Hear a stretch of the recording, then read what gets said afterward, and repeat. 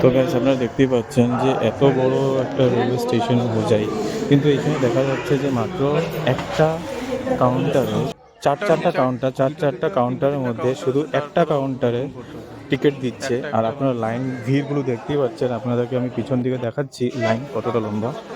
দেখতে পাচ্ছেন আপনারা কি কত বড় একটা লাইন হয়ে আছে।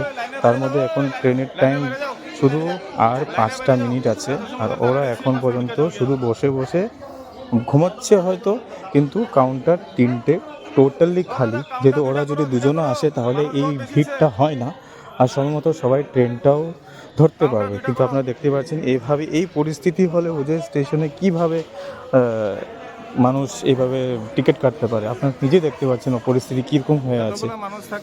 আপনারা যারা যারা হোজাই স্টেশনে আসছেন বা আসবেন বা এইভাবে এই পরিস্থিতি দেখলে আপনারা কমেন্ট করে বলবেন যে এটা কি হওয়া ঠিক। আমাদের সেন্ট্রাল গভর্নমেন্টে এতটা চাকরি দিচ্ছে, চাকরি পাওয়ার পরেও ওরা বসে বসে স্যালারি নিচ্ছে। আপনি দেখতে পাচ্ছেন কাউন্টার পুরোটাই ফাঁকা, পুরো কাউন্টার ফাঁকা।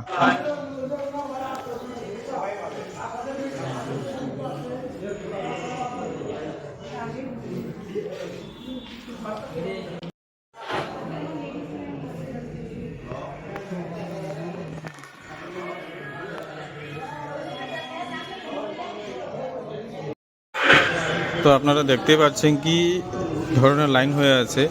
আর এখন কিছুক্ষণের মধ্যে আর ট্রেনের জন্য আর 5 মিনিট আছে। ওরা কাউন্টার, যেহেতু কাউন্টার 4টা দেওয়া আছে কিন্তু মাত্র একটা খোলা, বাকি 3টে বন্ধ হয়ে আছে।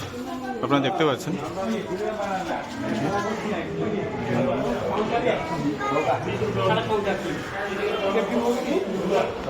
চারটা কাউন্টারের মধ্যে একটা কাউন্টার খোলা, বাকি মানুষ ঘুমোচ্ছে। আপনারা দেখতে পাচ্ছেন বাকি একটাও মানুষ নেই,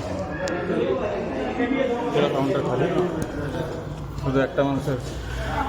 আর 5 মিনিট হাতে আছে।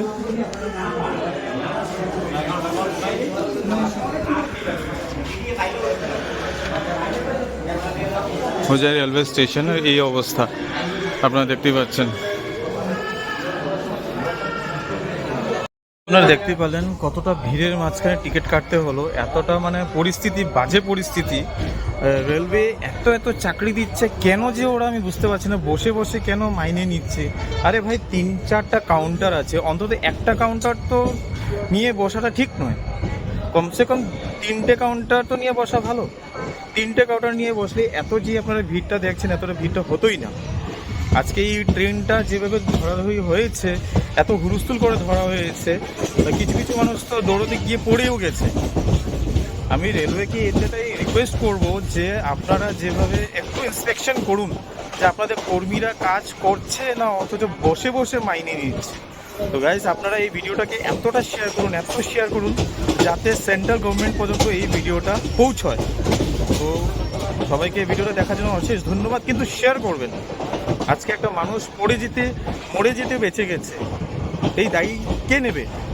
রেলওয়ে সরকার নেবে? সেন্ট্রাল গভর্নমেন্ট নেবে না। তাই আমি বলছি আপনারা ভিডিওটাকে খুব শেয়ার করুন।